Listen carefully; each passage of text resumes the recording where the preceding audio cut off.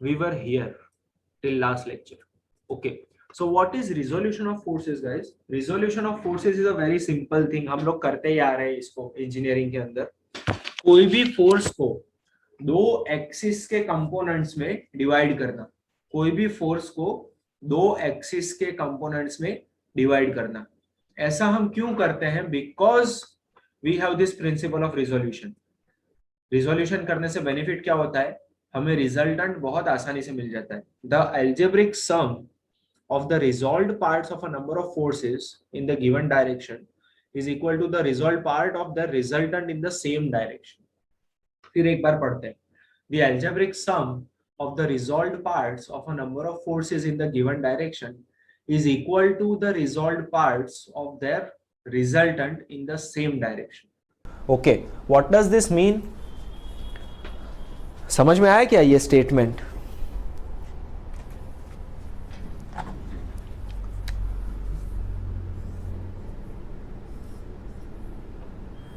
If I have three such forces, इनका resultant approximately ये direction में आएगा.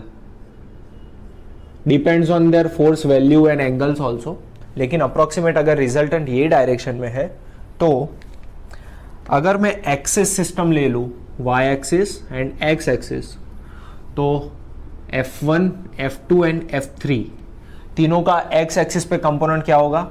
F1 cos theta 1 plus F2 cos theta 2 plus F3 cos theta 3, right? ये हमको पता है तीनों का x component. This will be equal to resultant का cos कंपोनेंट, रिजल्टेंट का x एक्सिस कंपोनेंट, राइट? समझ में आ रहा है सबको? This is the law of resolution which helps us everywhere, right? इसके यूटिलाइजेशन करने के लिए हम लोग सारे सिस्टम फोर्सेस के एक्स और वाई कंपोनेंट या फिर दो एक्सिस पे कंपोनेंट ढूंढते हैं, तो हमें रिजल्टेंट अपने आप मिल जाता है. अब इसमें ये एक्स और वाई एक्सिस जो है ना guys, these are orthogonal axis, mutually perpendicular orthogonal axis. हर बार जरूरी नहीं है कि हम ऑर्थोगोनल एक्सिस पे ही रिजॉल्व करें फोर्सेस को. कोई ऐसी एक्सिस सिस्टम भी हो सकती है मेरे पास, नॉन ऑर्थोगोनल एक्सिस. यहां पे 60 डिग्री एंगल है और यहां पे 120 डिग्री एंगल है, axis A and axis B. समझ रहे हो? Orthogonal axis is the standard process जो हम पूरी दुनिया में वर्ल्ड वाइड करते हैं, लेकिन जरूरी नहीं है कि वही करें. हो सकता है कि मैं कुछ ऐसी चीज डिजाइन कर रहा हूं जिसके लिए मुझे दो नॉन ऑर्थोगोनल एक्सिस चाहिए. आइसोमेट्रिक व्यू में आपको पता होगा 90 डिग्री पे नहीं लेते, वो 120 डिग्री पे होता है एक दूसरे के, right? Isometric view engineering graphics में जब देखते थे. वैसे ही अगर मेरा कोई रिक्वायरमेंट ऐसा है कि I need to resolve this on non orthogonal axis, तो वो अलग टाइप का रिजोल्यूशन होता है जिसमें साइन और कॉस से काम नहीं कर सकते. साइन और कॉस से तभी काम होता है जब दोनों एक्सिस के बीच में 90 डिग्री का एंगल हो. Very important thing.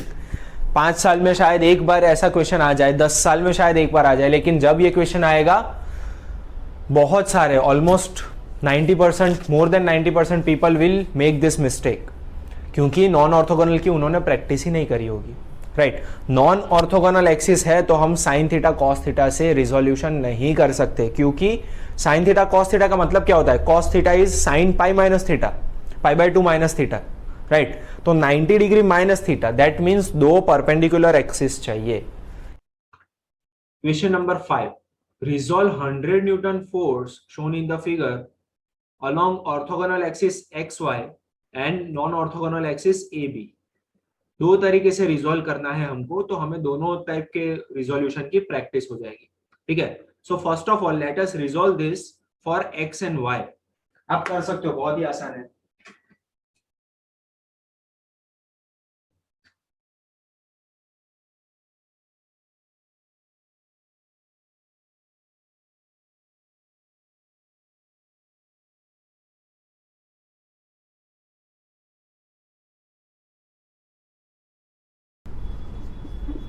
अब 5B में हमको क्या बोला है?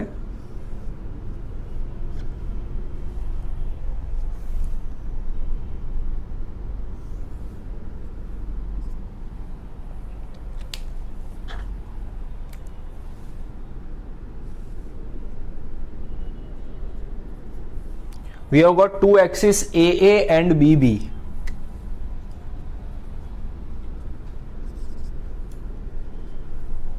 ठीक है ना.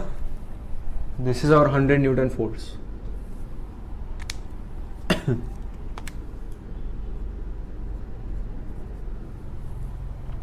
तो अब looking at the diagram, force और बी के बीच में 20 डिग्री एंगल है. फोर्स और बी के बीच में 20 डिग्री एंगल है और फोर्स और ए एक्सिस के बीच में है 50 degree angle. Everyone agrees with me?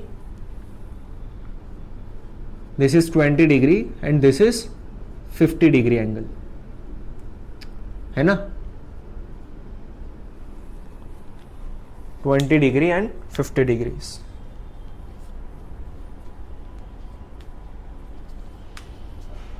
So now what can we do? Okay, this is simple. अब क्या करेंगे? We cannot do 100 cos 50 100 sin 50. दोनों के बीच में 90 डिग्री है ही नहीं. समझ रहे हो? तो क्या कर सकते हैं मुझे बताइए. अज्यूम करो this is F A, this is F B, दोनों कंपोनेंट. तो उनका रिजल्टेंट ही तो ये है ना, ये उनका रिजल्टेंट ही है आर 100 न्यूटन, है कि नहीं. और मुझे अल्फा और थीटा दोनों पता है. Alpha is 50 degree with A and theta is 70 degrees. Can I apply parallelogram law? याद आ रहा है कि नहीं पिछला लेक्चर सबको?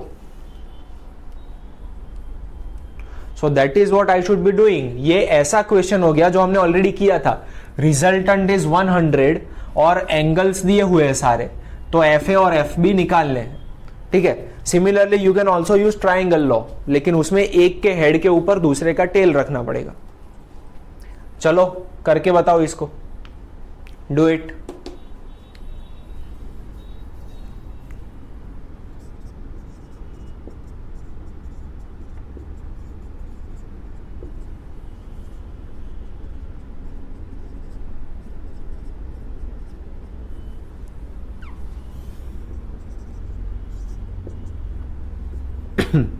अल्फा एफ ए के साथ का एंगल है, मतलब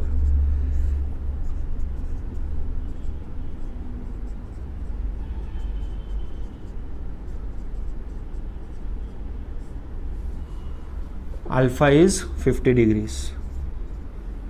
सो ये हो गए हमारे दो इक्वेशंस. दोनों इक्वेशन को सॉल्व करके हमें आंसर मिलेगा. It is a long process, calculate करना पड़ेगा आपको.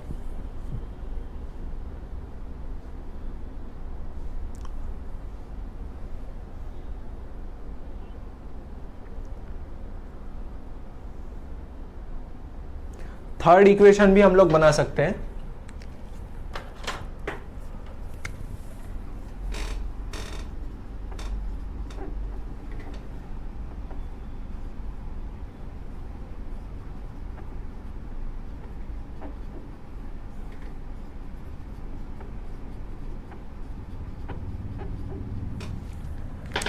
आई थिंक ये दोनों को सॉल्व करना ज्यादा आसान रहेगा कंपेयर टू ये स्क्वायर वाला इक्वेशन. ये दोनों इक्वेशन को सॉल्व करना विल बी इजियर.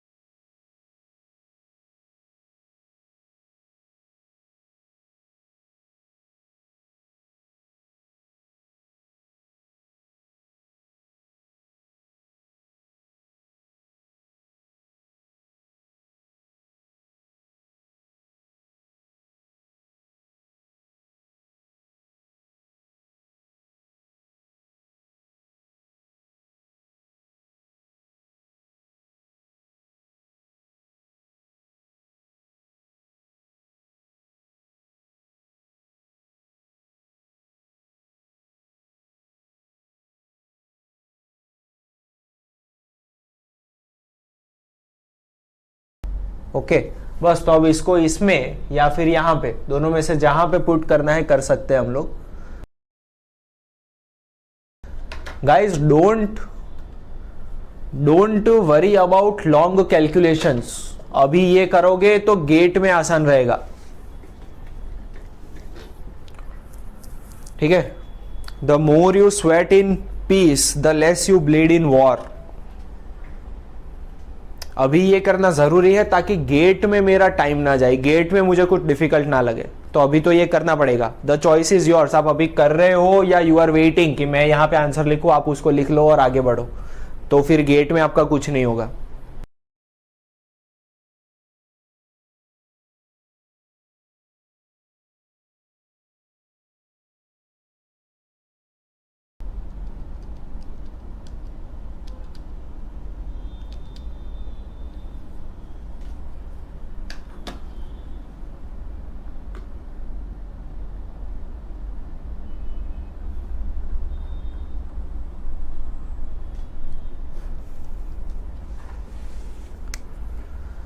यस, मुझे 81.49 मिला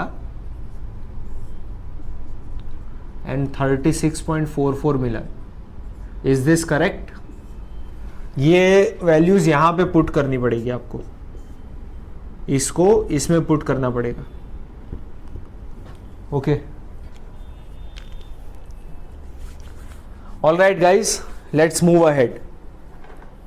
आई नो ये बहुत बड़ा क्वेश्चन था, ये गेट का क्वेश्चन नहीं है। गेट में यही चीज हम लोग इससे छोटे मेथड से करेंगे, लेकिन वो तभी पॉसिबल होगा जब आपका ये चीजें स्ट्रांग है, when you know these things. Okay,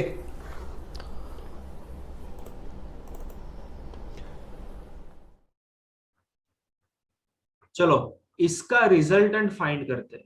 law of resolution अभी हमने देखा ना, determine the resultant of coplanar concurrent force system shown in the figure. 4 forces दिए हमको, इसका रिजल्टेंट फाइंड करना है, तो क्या करना पड़ेगा गाइस? चारों फोर्सेस का देखो, ये ऑर्थोगोनल सिस्टम है, सो दिस इज वेरी इजी। चारों फोर्सेस के कॉस कंपोनेंट को ऐड करेंगे तो वो रिजल्टेंट का कॉस कंपोनेंट हो जाएगा। चारों फोर्सेस के साइन कंपोनेंट को ऐड करेंगे, that will be sine component of the resultant, है कि नहीं? Right, so this is very easy, we can go for it.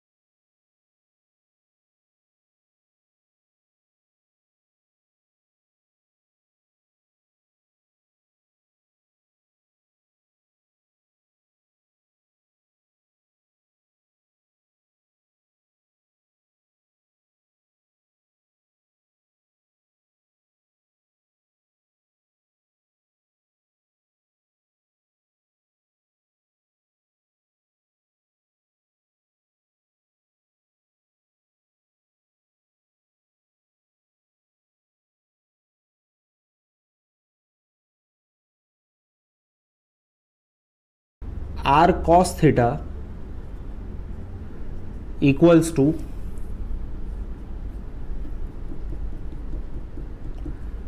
Sigma fi cos theta I। समझ रहे हो? f1 cos theta 1 plus f2 cos theta 2 plus f3 cos theta 3 plus f4 cos theta 4। now please pay attention everyone, please pay attention। ये theta जो है ना, that is a tricky thing. आप लोग theta 130, theta 260, theta 380, theta 450 नहीं ले सकते, ये नहीं ले सकते हो। अगर ऐसा ले रहे हो तो प्लस और माइनस का ध्यान आपको खुद रखना पड़ेगा। Okay, what I prefer to do is positive x से जो थीटा है वो मैं लेता हूं और सारे प्लस ही करता हूं। So negative will be taken care of by the angle only. समझ रहे हो? आपको करना पड़ेगा theta 1 equals to 30 degree, theta 2 120 degree,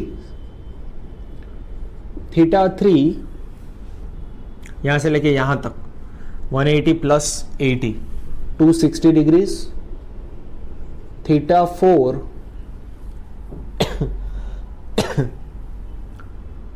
यहां से लेके यहां तक 310 डिग्रीज। ये मैंने क्या किया, ये किसको समझ में नहीं आया? Anybody who did not gate, ये मैं क्या कर रहा हूं, सारे फोर्सेस का पॉजिटिव एक्स से एंगल्स निकाल रहा हूं मैं। सारे फोर्सेस का पॉजिटिव एक्स से एंगल निकाल रहा हूं। ऐसा क्यों किया सर? ऐसा इसलिए किया क्योंकि अगर ये एंगल यूज करते हैं ना तो किस में प्लस करना है किस में माइनस करना है वो हमको नहीं सोचना पड़ेगा। That will be taken care of by the angle, even in cos theta, even in sine theta. Okay, तो आप ये कर सकते हो कि F1 cos 30 plus F2 cos 120 plus F3 cos 260 plus F4 cos 310। Otherwise अगर आप ये एंगल्स यूज करना चाहते हो तो आपको स्मार्ट बनना पड़ेगा, आपको खुद सोचना पड़ेगा कि क्या एंगल पॉजिटिव एक्स के साथ है सारे? यस, सारे एंगल पॉजिटिव एक्स के साथ है। Then I can go for F1 cos 30। अब देखो F2 जो है वो F1 के सामने के साइड है, उसका रिजल्टेंट यहां पे आएगा माइनस में, तो minus F2 cos 60 degree minus F3 cos 80 degrees plus ये पॉजिटिव एक्स में कंट्रीब्यूट करेगा ये, plus F4 cos 50 degrees. Okay, similarly sign में जब जाओगे तो ये पॉजिटिव y में कंट्रीब्यूट करेगा, तो F1 sin 30 डिग्रीज। एंगल तो हमें एंगल हमें एक्स एक्सिस के साथ ही लेना है, साइन करे तब भी obviously.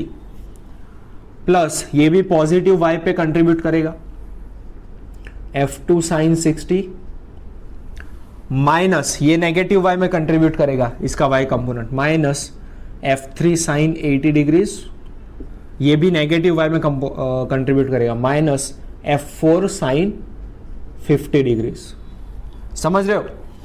Either you have to do this, so you have to be careful कि सारे एंगल जो है वो एक्स एक्सिस के साथ होने चाहिए। अगर यहां का कोई एंगल दिया है तो फिर से आपको ट्रिग्नोमेट्री लगाना पड़ेगा। अगर आप भूल गए तो answer will be wrong, one thing.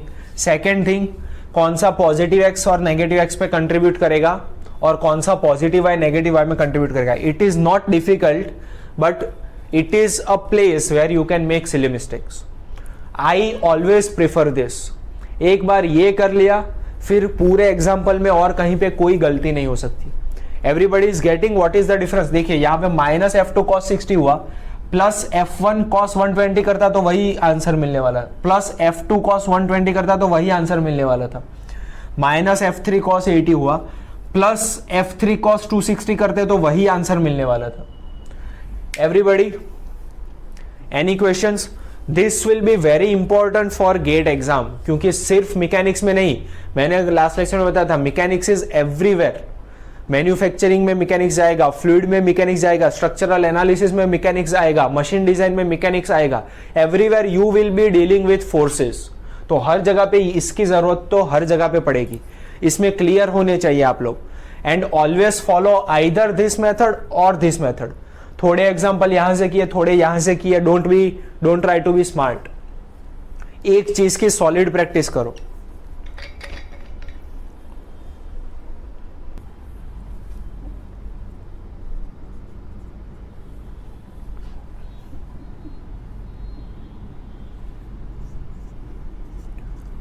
Okay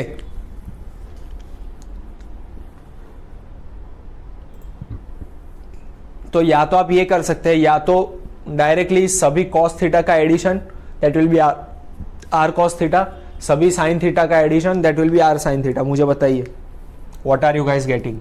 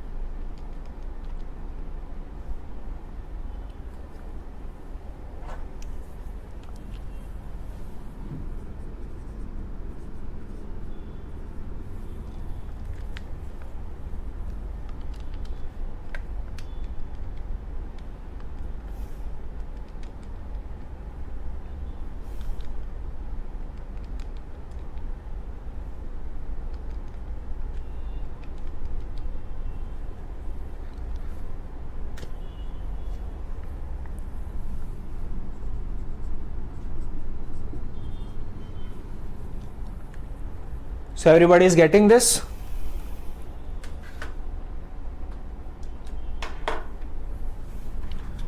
यहां से करोगे तो भी यही मिलना चाहिए।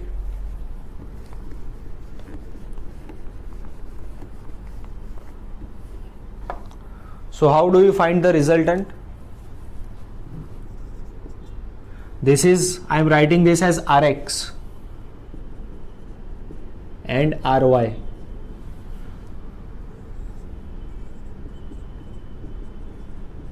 ये तो बचपन से करते आ रहे हैं, सो हमें रिजल्टेंट की वैल्यू मिल जाएगी। And how will we find theta? Obviously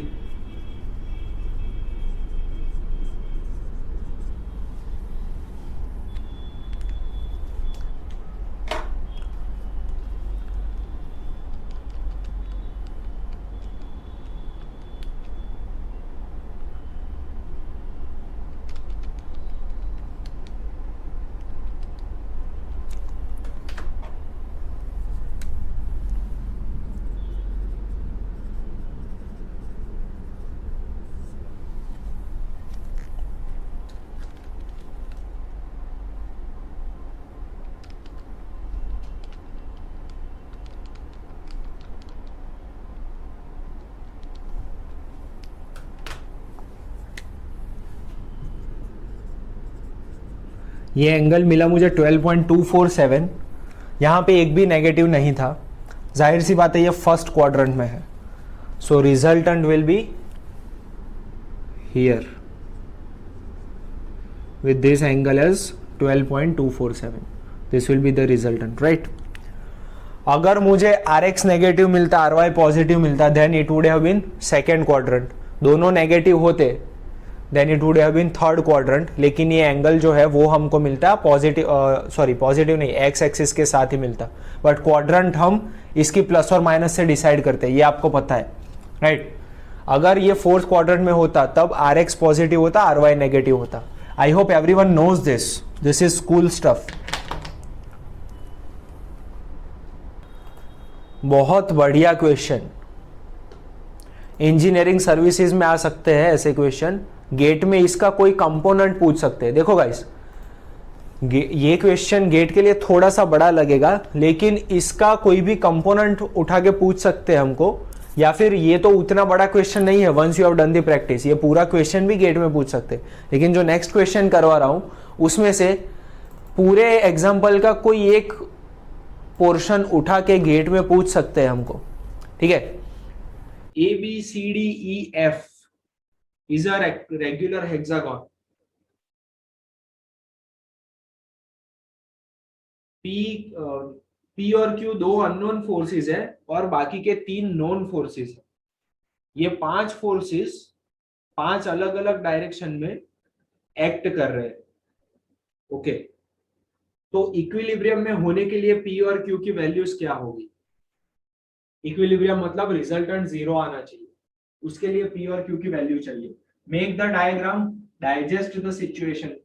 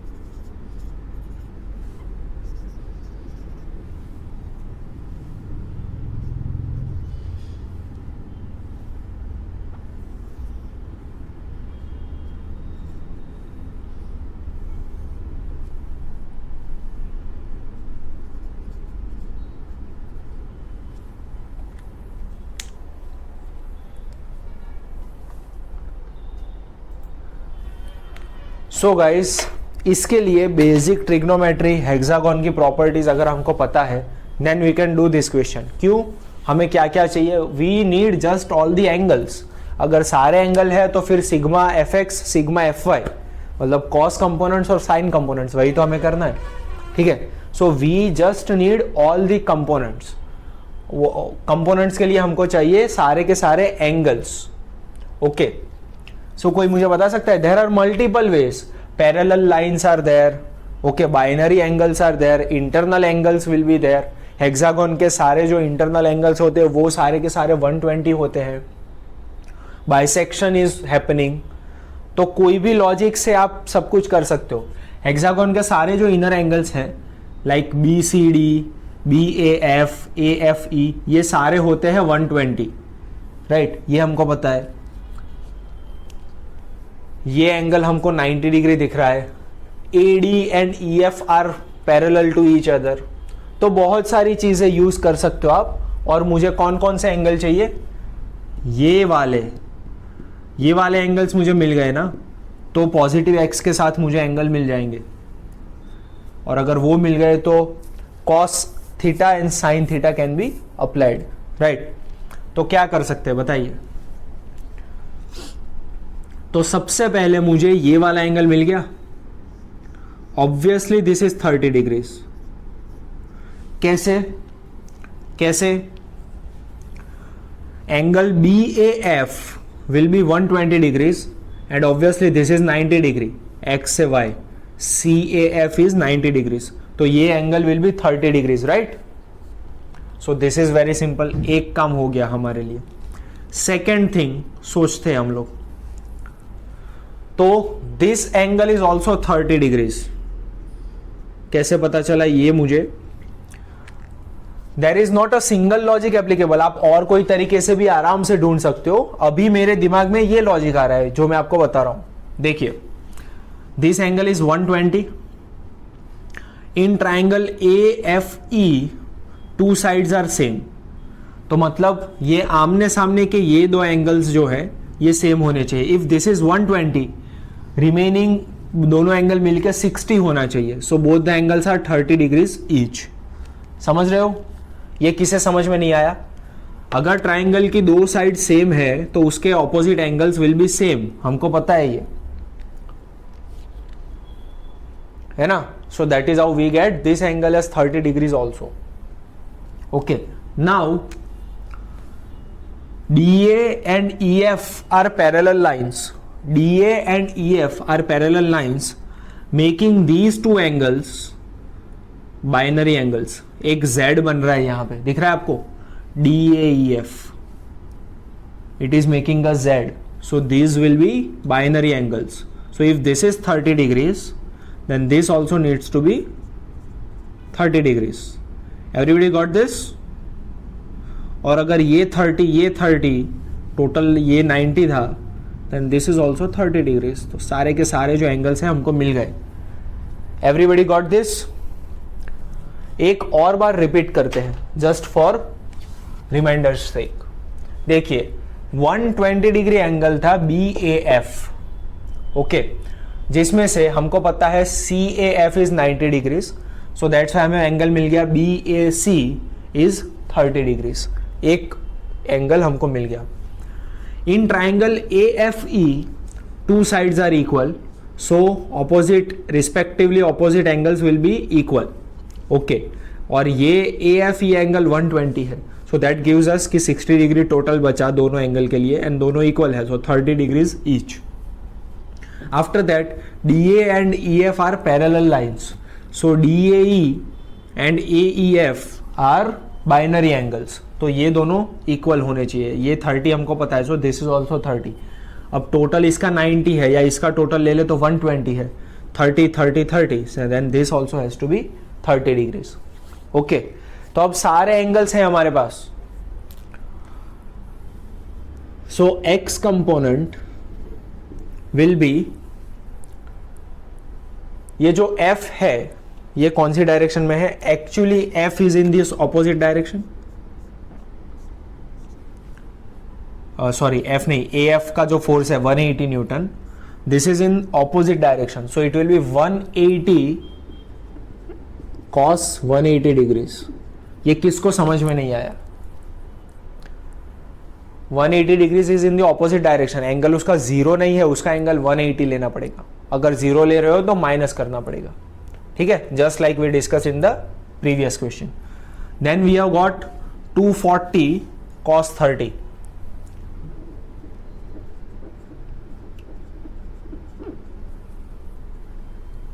plus Q cos 60 है ना, Q cos 60 प्लस, अब ये P एक्चुअली यहां पे जाएगा ऐसे, राइट. सो cos 270 लेना चाहिए. एक्चुअली इधर आप गलती कर दोगे तो भी ज्यादा फर्क नहीं पड़ेगा. cos 90 and cos 270 both are zero. P जो है वो y एक्सिस पे है, लेकिन आइडियली cos 270 लेना चाहिए. अगर मैं प्लस लिखता हूं,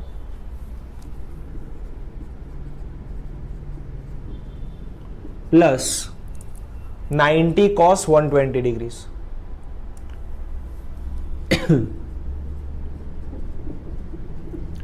देखा, अगर यहां पे आप खुद के एंगल्स के साथ जाते तो इसका 90 के साथ आपको cos 60 लेना पड़ता, माइनस 90 करके, तो वो सब चीजें फिर ध्यान में रखनी पड़ती है. It is always better, according to me it is always better कि आप पॉजिटिव x के साथ सारे फोर्सेस के एंगल्स ले लें.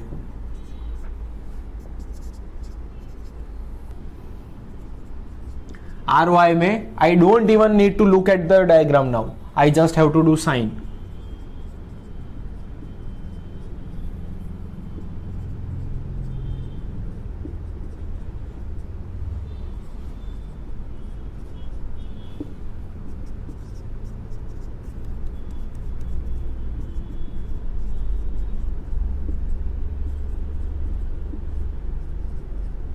ठीक है, इतना ही करना पड़ेगा मुझे. अब system has to stay in the equilibrium, ये हमको बोला हुआ है क्वेश्चन में कि इक्विलिब्रियम में रहना चाहिए सिस्टम, तो उसके लिए Rx and Ry have to be zero. इससे शुरू करेंगे. इससे क्यों शुरू करेंगे? Because this is going to be zero, तो डायरेक्टली यहां से Q मिल जाएगा हमको, एक ही अननोन बचेगा, और Q मिल गया, उसको यहां पे डालेंगे तो P मिल जाएगा. Q को यहां पे डालेंगे तो P मिल जाएगा, ठीक है. So that's why we will go with Rx first and that is equal to zero, because हमें इक्विलिब्रियम चाहिए. तो बताओ what is the value of Q from here? बहुत ही आसान है अब तो. Once we have analysed the force system, तो ये तो फिर बहुत आसान चीज है.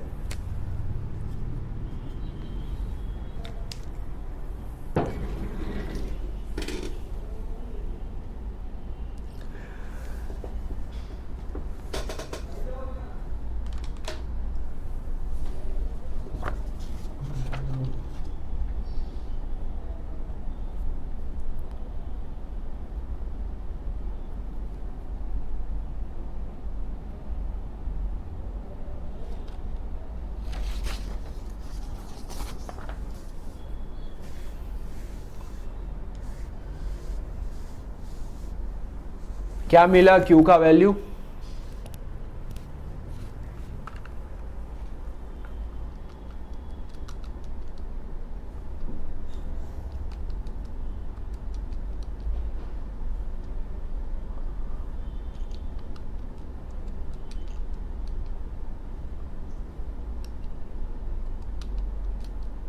$34.3078।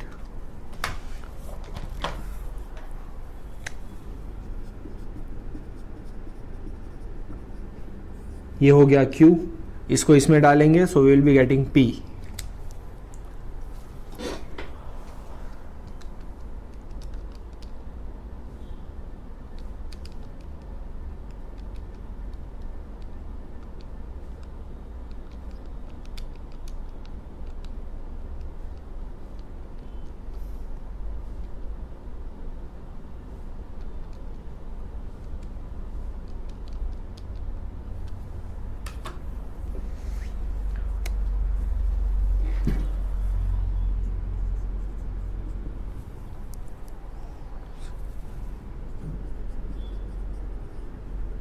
What does this minus indicate?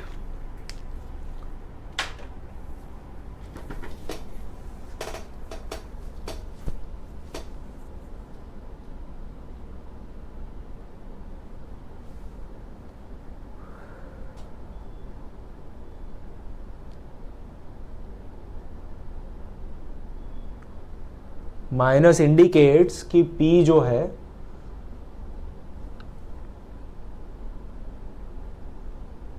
Downward direction में।